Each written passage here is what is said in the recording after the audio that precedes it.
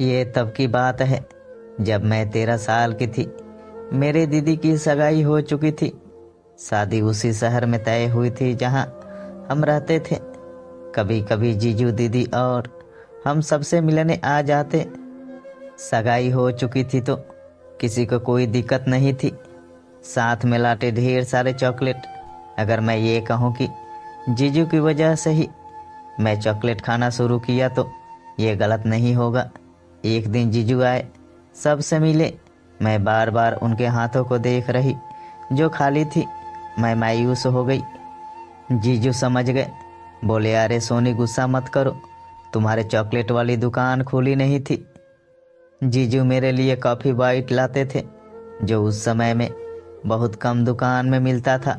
जीजू फिर बोले अच्छा चलो मेरे साथ रास्ते में ले लेना। ठीक है, मैं जीजू के साथ चल दी। रास्ते में दुकान से चॉकलेट ले लिया। फिर मैंने कहा जीजू मुझे घर पहुंचा दीजिए। जीजू ने कहा इतना दूर आई हो तो माँ से मिलती जाओ, माँ को अच्छा लगेगा। उनके घर गई। सच में जीजू की माँ खूब खुश हुई। शाम का नाश्ता दे रही थी सबको, जीजू को भी दिया। फिर मुझे कहा उन्होंने सोनी थेरा तुम भी खाओ, मैं लाती हूँ। तभी दूसरे कमरे से जीजू की दादी निकली। वो थोड़े दूसरे मिजाज की थी। उन्होंने कहा अलग क्यों, जीजा के साथ ही खा लेगी, आखिर साली है आधी घर वाली। मुझे बहुत बुरा लगा, आंखों में आंसू आ गए। मैंने कहा मैं जाती हूँ घर, बहुत समय हो गया।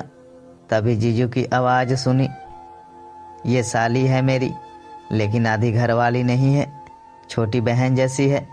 किसी को कोई दिक्कत? जीजू की माँ मुस्कुरा दी। मेरे चेहरे पे भी मुस्कान आ गई। दोस्तों, अगर ये कहानी आपको अच्छी लगी हो तो मेरे वीडियो को लाइक करके चैनल को सब्सक्राइब जरूर करें।